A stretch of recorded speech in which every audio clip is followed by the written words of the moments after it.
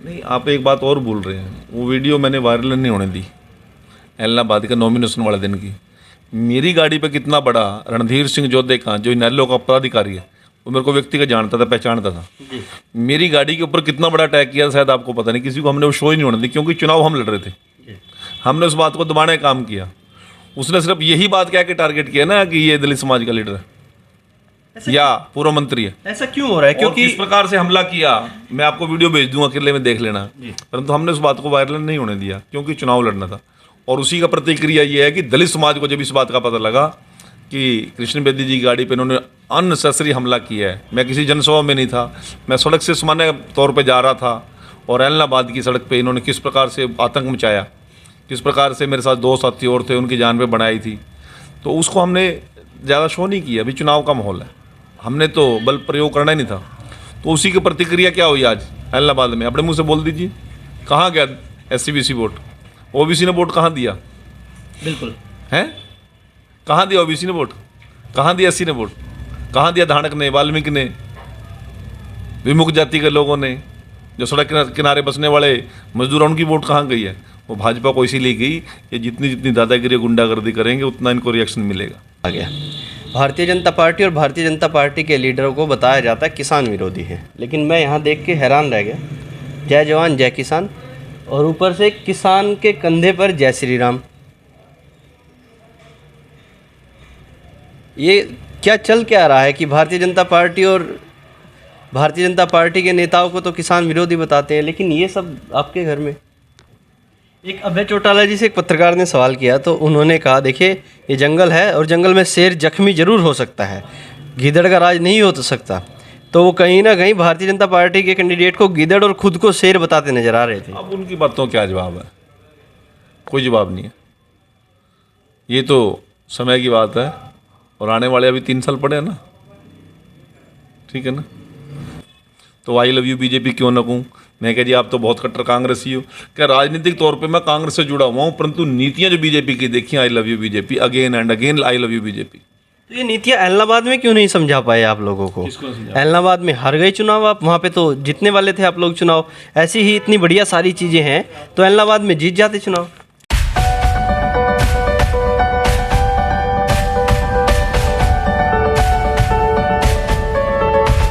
तो नमस्कार, मैं रोहित शर्मा और आप देखना शुरू कर चुके हैं हिंदुस्तान 9। मेरे साथ हैं कृष्ण बेदी जी। से पहले हालांकि आप इंटरव्यू उनका देख चुके हैं, और आज मैं इनके घर पर हूं, इनसे बातचीत करने के लिए इनसे आया हूं। कुछ इनसे मेरी बातचीत हुई थी, एलनाबाद चुनाव के पहले बातचीत हुई थी, और एलनाबाद चुनाव हो चुका है।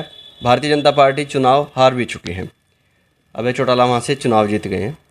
बेदी साहब, सबसे पहले तो आपको दिवाली की हार्दिक शुभकामनाएं हमारी टीम की तरफ से, हिंदुस्तान 9 की तरफ से। हिंदुस्तान 9 के सभी दर्शकों को, सभी साथियों को और आपकी पूरी टीम को दीपावली की ढेरों ढेरों शुभकामनाएं। और मेरे देश और प्रदेश के सभी बुद्धिजीवी साथियों को, सभी गरीब मजदूर, किसान, व्यापारी, कर्मचारी, सभी को मैं दीपावली की हार्दिक शुभकामनाएं देता हूं। और माननीय मुख्यमंत्री जी की ओर से आप सभी को आने वाला समय मंगलमय हो, तरक्की में हो, उन्नति में हो, समरसता भरा हो, ऐसी मैं कामना करता हूँ। जी, सवाल तो हालांकि मेरे दिमाग में कई थे, लेकिन यहाँ बैठे बैठे एक सवाल आ गया। भारतीय जनता पार्टी और भारतीय जनता पार्टी के लीडरों को बताया जाता है किसान विरोधी है, लेकिन मैं यहाँ देख के हैरान रह गया। जय जवान जय किसान, और ऊपर से किसान के कंधे पर जय श्री राम। ये क्या चल क्या रहा है कि भारतीय जनता पार्टी और भारतीय जनता पार्टी के नेताओं को तो किसान विरोधी बताते हैं, लेकिन ये सब आपके घर में? रोहित जी देखिए, जब आप भ्रष्टाचार में आपका नाम ना आए, भाई भतीजावाद में आपका नाम ना आए, परिवारवाद में आपका नाम ना आए, क्षेत्रवाद से आप दूर हो, और केवल एक ही मकसद यदि मेरी लीडरशिप का है, वो अंत्योदय, सबसे अंतिम पायदान पर जो व्यक्ति खड़ा है उसका उदय कैसे हो, तो फिर विपक्षी पार्टियों के पास और क्या चारा चलता है? कभी हम पे आरोप लगाते हैं ये तो केवल अगड़ों की पार्टी है, दलित विरोधी पार्टी है, बैकवर्ड विरोधी पार्टी है, मुस्लिम विरोधी पार्टी है, ईसाई विरोधी पार्टी है। वो जब काम ठीक हो गया, पूरे देश के अंदर सरकार बन गई, तो फिर अब किसान विरोधी पार्टी है, देहात विरोधी पार्टी है, ग्रामीणों की विरोधी पार्टी है।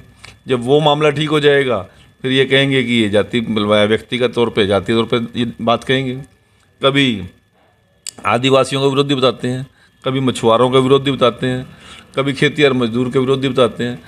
और जब विपक्ष के पास और या विदेशी ताकतों के पास कोई जब मुद्दा नहीं होता, तो इस प्रकार के मुद्दे उछालते हैं। आपने देखा भी होगा, पढ़ा भी होगा, जब आपको किसी में हराने की ताकत ना हो, तो फिर आपके खिलाफ साजिशें रची जाती हैं। आज पूरे देश के अंदर अटक से लेकर कटक तक, कश्मीर से लेकर कन्याकुमारी तक, प्रत्येक व्यक्ति आज भारतीय जनता पार्टी के राज में सुखी है। तो वो क्या करेंगे? देश बेच दिया, किसान मार दिया, व्यापारी मार दिया। अरे मारने वाले जो लोग थे, जिन्होंने 70 साल राज करने के बाद भी 1300 गांव में बिजली मोदी जी के राज के बाद होती है। प्रत्येक गरीब के झोंपड़ी तक गैस का सिलेंडर मोदी जी के राज में जाता है। प्रत्येक घर में शौचालय मोदी जी के राज में जाता है। पारदर्शिता के साथ, ईमानदारी के साथ रोजगार मोदी के राज में दिया जाता है। सैनिकों का मनोबल, सैनिकों की साज सज्जा का सामान, सैनिकों का ज़रूरत की चीज़ें मोदी जी के राज में पूरी की जाती हैं। आज इन लोगों के पास कुछ कहने को तो है ही नहीं है। देश का नेतृत्व पूरे दुनिया में वर्चस्व किस प्रकार से मोदी जी का बढ़ा है। हरियाणा प्रांत के अंदर कोई एक व्यक्ति ये कह दे, किसी भी राजनीतिक दल का आदमी आके ये कह दे कि मेरा नेता ईमानदार है, तो हम राजनीति में बात करेंगे उनसे। परंतु मेरा भारतीय जनता पार्टी का प्रत्येक कार्यकर्ता ये कहता है कि मेरा मुख्यमंत्री ईमानदार है। अब इसका जवाब क्या देंगे? वो जातियों में बांटेंगे, परिवारों में बांटेंगे, किसान और मजदूर में बांटेंगे। तो ये जो आज कोई किसान के का अहित तो बताए ना हमने क्या किया है। सबसे ज़्यादा MSP फसलें कौन खरीद रहा है? हम खरीद रहे हैं। एक एक दाना कौन खरीद रहा है? मेरे पास अभी मैं आपके सामने कॉल करता हूँ। जो शाहाबाद के अंदर जो परिवार जिसके नाम से कांग्रेस चलती है, जिसके नाम से कांग्रेस चलती है, मैं कॉल मिलाता हूँ। वो मेरे को आज से 15 दिन पहले क्या कहता है, मैं इलाहाबाद में था, मेरे पास फ़ोन गया, कहते बेदी जी मैंने आपका बड़े मुश्किल से नंबर ढूंढा है। मैंने कहा फिर? कहता आई लव यू बीजेपी। मैंने कहा भाई, आज 3 ट्राली जीरी गिर के आया था, 7:30 बजे शाम को पेमेंट आ गई। ज़िंदगी के अंदर किसान ने यदि अक्टूबर के महीने में फसल बेची है, यदि नवंबर के महीने में फसल बेची है, दिसंबर से पहले तो कभी हिसाब ही नहीं हुआ जिम्मेदार का आड़ती के साथ। और ये बीजेपी की सरकार, ये मोदी जी की सरकार, ये मनोहर जी की सरकार सवेरे फसल बेच के आए, तुलवा के आए, और शाम को मोबाइल में घंटी बज गई कि पैसे आ गए। आप तो आई लव यू बीजेपी क्यों न कहूँ? मैं कह जी आप तो बहुत कट्टर कांग्रेसी हो।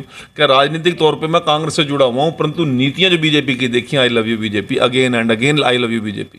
तो ये नीतियाँ इलाहाबाद में क्यों नहीं समझा पाए आप लोगों को? इलाहाबाद में हार गए चुनाव आप, वहाँ पे तो जीतने वाले थे आप लोग चुनाव। ऐसी ही इतनी बढ़िया सारी चीज़ें हैं, तो इलाहाबाद में जीत जाते चुनाव। देखिए मेरी बात सुनिए, मैं आप लोगों से एक बात पूछ देता हूँ। चुनाव की जीत और हार कोई पैमाना नहीं होता हुआ करती। लोकप्रियता का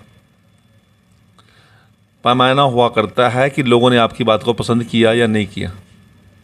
जो 70,000 से जीतने का दावा कर रहा था, उससे जाके पूछो ना वो 70,000 से क्यों नहीं जीतता।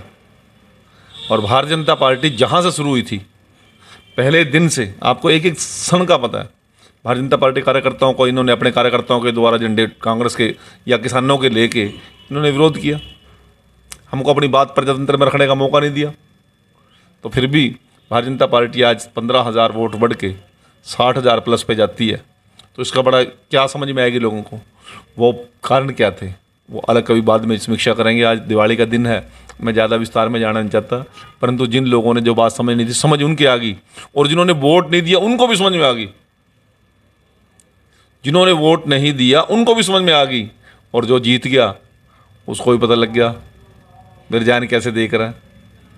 इतना और उनको भी पता लग गया जिनके बाप दादा 4-4 बार वहाँ से सांसद और केंद्रीय मंत्री रहे, 3-3 बार खुद केंद्रीय मंत्री और सांसद रहे, उनको पता लग गया पवन बेनीवाल को टिकट दे के क्या मिला, कि इसकी बरादरी ने भी वोट नहीं दिया पवन बेनीवाल को। आज कांग्रेस का जो मूल वोट बैंक था वो भी खींच के भारतीय जनता पार्टी की तरफ आ गया। बेदी साहब, इतनी नज़दीकी हार, देखिए उम्मीद से ज़्यादा वोट मिले हैं भारतीय जनता पार्टी को, सभी अपने समीकरण लगा रहे थे, हम लोग भी बातचीत करते थे, तो हम भी सोच रहे थे 45,000, 47, 48,000 तक वोट मिल जाएंगे, लेकिन वोट बढ़ गया। इस तरह की उम्मीद नहीं थी लोगों को। इतनी नज़दीक हार कमी कहाँ रही? क्या पता था कि नज़दीक? आपने जो लगाए थे वो भी ठीक थे, परंतु जो तीसरे पायदान का था उसके समीकरण कितने के लगाए थे आपने? उनका भी हमने सोचा था 35,000 तक जाएंगे, कहीं ना कहीं पहुंचे कहाँ पे? तो जमानत जब्त हो गई है। तो जमानत जब्त होगी ना, तो ये भी आपने सोचा था, कैलकुलेशन नहीं की थी। अब कांग्रेस ने, भूपेंद्र सिंह हुड्डा ने, भरत सिंह बेनीवाल ने, सभी लोगों ने अपनी वोट कहाँ ट्रांसफर की? बीएसपी ने वोट कहाँ ट्रांसफर की? आदरणीय टिकैत जी और चुड़नी जी ने वोट कहाँ ट्रांसफर की? आप समझने की कोशिश कीजिए। भारतीय जनता पार्टी का कार्यकर्ता ने जो मेहनत की थी उससे ज़्यादा लोगों ने लौटाने का काम किया। मनोहर जी की नीतियों को लोगों ने मानने का काम किया, मोदी जी की नीतियों को जनादेश देने का काम किया। और बड़ी दूर बात ने 24 में जो चीज़ आप मन में आज खुश कुछ चीज़ पाल के बैठे हो ना, ये रिजल्ट 24 में देते हैं, कौन सी बड़ी बात। एक अभय चौटाला जी से एक पत्रकार ने सवाल किया, तो उन्होंने कहा, देखिए ये जंगल है और जंगल में शेर जख्मी जरूर हो सकता है, गीदड़ का राज नहीं हो तो सकता। तो वो कहीं ना कहीं भारतीय जनता पार्टी के कैंडिडेट को गीदड़ और खुद को शेर बताते नजर आ रहे थे। अब उनकी बातों क्या जवाब है? कोई जवाब नहीं है। ये तो समय की बात है, और आने वाले अभी 3 साल पड़े हैं ना, ठीक है ना। शेर और गिद्ध की लड़ाई करा, पर तो उसको शिकारी भी याद रखना चाहिए, शिकारी बैठे हैं, शिकारी भी बैठे हैं, शिकार कर लेंगे। शिकारी शेर का ही शिकार करते हैं, गिद्ध का नहीं करते। देखिए बता रहे हैं कि शिकारी भी बैठे हैं और मौका लगते ही शिकार भी अपना कर लेंगे। एक आखिरी सवाल के साथ ख़त्म करूंगा, हालांकि त्यौहार है, आपका ज़्यादा समय मैं नहीं लूँगा। इस हार जीत का जो ये हुई है, कितना फ़र्क पड़ेगा आंदोलन पर, जो किसान आंदोलन चल रहा है? हालांकि रास्ते अब खुल चुके हैं। आंदोलन कोई विषय नहीं है, आंदोलन और चुनाव में कोई विषय नहीं है। ये तो चुनाव में आंदोलन पैदा किया गया था। इन लोगों ने अपने पदाधिकारियों को किसान के झंडे दे के, डंडे दे के, कांग्रेस ने भी, इंडियन नेशनल लोकदल ने भी, इन लोगों ने अपने लोगों को किसान का रूप में भेजने का काम किया था। और उसका रिजल्ट क्या हुआ पता लग गया ना, पता लग गया ना। 70,000 की जीत कहाँ गई? पसीने आ गए भाई ने, और गोड्या मतलब पेंट की सुहा दी, और बाद में हाथ जोड़ता फिर, भाई झंडे दिखाओ बीजेपी वाले ने, डंडे ने दिखाओ बीजेपी वाले ने, मैं मर जाऊंगा। ये विषय अलग है, किसान का मुद्दा अलग है। और आंदोलन किस बात का आंदोलन? जब सुप्रीम कोर्ट ने 1.5 साल के लिए किसी चीज को स्टे कर दिया, सर्वोच्च न्यायालय से ऊपर तो कोई बात है नहीं। सारी दुनिया को विश्वास अपने अपने सर्वोच्च न्यायालय पर, हमें विश्वास है, उन्हें भी विश्वास न्यायपालिका पर। जब उन्होंने 1.5 साल के लिए डेट बाउंड पर ये किसान विल स्टे कर दिए हैं, अब तो आंदोलन की कोई ज़रूरत ही नहीं है। जब वो मान लो सुप्रीम कोर्ट का तरफ से कोई निर्णय आ जाए, फिर आंदोलन कर लेंगे, फिर कौन सी बात होगी। और सबसे बड़ी बात डेमोक्रेसी में अंदर क्या होती है, मैं तो इन किसान आंदोलनकारियों से एक निवेदन करता हूँ, जिस भी पार्टी से उनका संबंध है उसका समर्थन करो, उसका पूरा प्रचार करो ना डट के, उसकी सरकार बना लो, केंद्र में सरकार बन जाएगी, मोदी जी हट जाएंगे, उससे कानून रद्द करा लेना। लड़ाई कौन सी है? झगड़े करने की, रास्ते रोकने की, टोल प्लाजा रोकने की, दादागिरी दिखाने की कौन सी जरूरत है? क्या जरूरत है इसमें? या तो वो कहें कि हमें डेमोक्रेसी में विश्वास नहीं है, चुनाव नहीं आएंगे देश के अंदर, हमें मौका कब मिलेगा, हम तो लड़ेंगे। जब मौका मिल रहा है डेमोक्रेसी के अंदर, 3 साल के बाद चुनाव में आ जाएं, बना दे अपने प्रधानमंत्री का उम्मीदवार किसी को भी। बहुत बड़े बड़े नेता पूरी देश में उनकी उंगली पे चलता है। ममता बनर्जी की मदद करने के लिए गए थे, अब उत्तर प्रदेश में भी जा रहे हैं, कहीं और भी जा रहे हैं, इलाहाबाद भी जा रहे हैं। परंतु मैं ये बात पूछना चाहता हूँ, एक बारी गेड़ा बाबा जी की नगरी लखनऊ में और उत्तर प्रदेश में भी घूम लेना एक बारी। बाबा जी तो चुनौती देते हैं कि यहाँ पर किसान बन के आएंगे तो ठीक है, नहीं तो देख लिए जाएंगे। यहाँ पर देख लेना, और यदि वहाँ चुनाव लड़ने का दम नहीं है तो हरियाणा में लड़ ले, कहीं से कोई दिक्कत नहीं है, लड़े ना। परंतु चुनाव से क्यों भाग रहे हैं? जब उनके हाथ में सत्ता की चाबी होगी, बाबा जी की फोटो लगी ऊपर अम्बेडकर जी की, क्या कहा? देश की सत्ता की चाबी पार्लियामेंट में है, कर लो पार्लियामेंट में चाबी पर कब्जा। हमने को रोक रखा है क्या? हमें तो जहाँ कांग्रेस से भिड़ना है, इनके साथ भी भिड़ लेंगे, और जो दूध का दूध पानी का पानी हो जाएगा। देखते हैं कितना जन समर्थन मिलता है इनसे। तो इसलिए आंदोलन का नाम का कोई विषय नहीं है, ना इस चुनाव से वो जुड़ा हुआ है। आंदोलन अलग विषय है, चुनाव अलग विषय है। और मैं तो अपने जितने किसान साथी हैं जो किसी कारण से कोई भ्रमित हैं या किसी की प्रेरणा से वो हैं, तो उन लोगों को डेमोक्रेसी में विश्वास करते हुए या तो सुप्रीम कोर्ट के निर्णय पर विश्वास करना चाहिए। यदि वहाँ पर नहीं विश्वास है तो डेमोक्रेसी में सबसे बड़ा मैदान चुनाव का होता है, चुनाव में आए। बेदी साहब, आपने एक चीज़ इसमें ध्यान दी आंदोलन में, सबसे पहले भारतीय जनता पार्टी का युवा मोर्चा में एक लड़का अमित वाल्मीकि आया था, वो गाजीपुर बॉर्डर से जा रहा था, उसका काफिला नहीं निकलने दिया। फिर उसके बाद पंजाब के दलित की बात हो, लखवीर सिंह की, उसको काट दिया गया, मार दिया गया। लखीमपुर में भी एक दलित लड़का था, उसको भी मार दिया गया। कहीं ना कहीं जब मैं विश्लेषण करता हूँ और देखता हूँ तो मुझे लगता है कहीं टारगेट तो नहीं किए जा रहे ऐसे लोग जो, देखिए, हालांकि उन लोगों की खेती किसानी भी नहीं होगी शायद, और वो लोग आ रहे हैं जा रहे हैं, तो उन पर कोई अत्याचार तो नहीं हो रहा है और उनकी आवाज़ दब तो नहीं रही है कहीं ना कहीं। नहीं, आप एक बात और भूल रहे हैं, वो वीडियो मैंने वायरल नहीं होने दी, एलनाबाद का नॉमिनेशन वाले दिन की। मेरी गाड़ी पे कितना बड़ा रणधीर सिंह जोधे का, जो इनेलो का पदाधिकारी है, वो मेरे को व्यक्तिगत जानता था, पहचानता था। मेरी गाड़ी के ऊपर कितना बड़ा अटैक किया शायद आपको पता नहीं, किसी को हमने वो शो ही नहीं होने दी, क्योंकि चुनाव हम लड़ रहे थे। हमने उस बात को दबाने का काम किया। उसने सिर्फ यही बात कह के टारगेट किया ना कि ये दलित समाज का लीडर है या पूर्व मंत्री है। ऐसा क्यों हो रहा है? क्योंकि इस प्रकार से हमला किया, मैं आपको वीडियो भेज दूंगा, किले में देख लेना। परंतु हमने उस बात को वायरल नहीं होने दिया, क्योंकि चुनाव लड़ना था। और उसी का प्रतिक्रिया ये है कि दलित समाज को जब इस बात का पता लगा कि कृष्ण बेदी जी की गाड़ी पे इन्होंने अननेसेसरी हमला किया है। मैं किसी जनसभा में नहीं था, मैं सड़क से सामान्य तौर पे जा रहा था, और एलनाबाद की सड़क पे इन्होंने किस प्रकार से आतंक मचाया, किस प्रकार से मेरे साथ दो साथी और थे, उनकी जान पे बनाई थी, तो उसको हमने ज़्यादा शो नहीं किया। अभी चुनाव का माहौल है, हमने तो बल प्रयोग करना ही नहीं था। तो उसी की प्रतिक्रिया क्या हुई आज एलनाबाद में? अपने मुँह से बोल दीजिए, कहाँ गया SC-BC वोट? OBC ने वोट कहाँ दिया? बिल्कुल हैं, कहाँ दिया OBC ने वोट? कहाँ दिया SC ने वोट? कहाँ दिया धानक ने, वाल्मीकि ने, विमुक्त जाति के लोगों ने, जो सड़क किनारे बसने वाले मजदूर, उनकी वोट कहाँ गई है? वो भाजपा को इसीलिए गई, ये जितनी जितनी दादागिरी गुंडागर्दी करेंगे उतना इनको रिएक्शन मिलेगा। और आने वाले चुनाव में यदि अब भी नहीं समझे तो आने वाले चुनाव में फिर 2024 में फिर शेर का शिकार ही करेंगे। अच्छा, एक कुछ लोग हैं जो पानीपत में हैं, वो मुझसे बोल रहे थे, बातचीत कर रहे थे कि हम कृष्ण बेदी जी का प्रोग्राम करना चाहते हैं, वाल्मीकि समाज के कुछ लोग, और उनको ये है कि कहीं विरोध ना हो जाए प्रोग्राम में। अच्छा, ऐसे कोई बुलाता है आपको तो जाते हैं या विरोध से डर जाते हैं? हमें जाने का कोई दिक्कत नहीं है, परंतु हम आज सरकार में हैं, मुख्यमंत्री जी सहयोगी के तौर पे हैं। यदि कहीं पे कोई वातावरण बिगड़ता है तो उसका नुकसान पूरे समाज को होता है।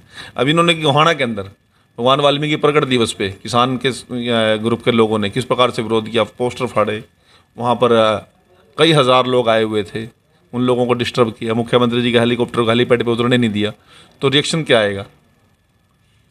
रिएक्शन क्या आएगा वो आप लोग समझ रहे हो।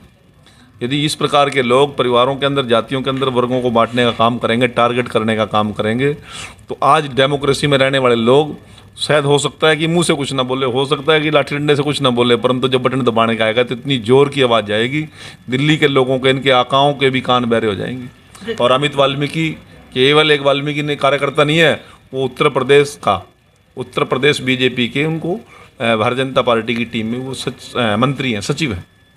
उनको किस प्रकार से गाड़ी को तोड़ा गया गरीब आदमी की। तो इसलिए रिएक्शन जब आएगा तो ये लोग देखते रह जाएंगे, और देखते नहीं रह जाएंगे, ढूंढने से मिलेंगे भी नहीं।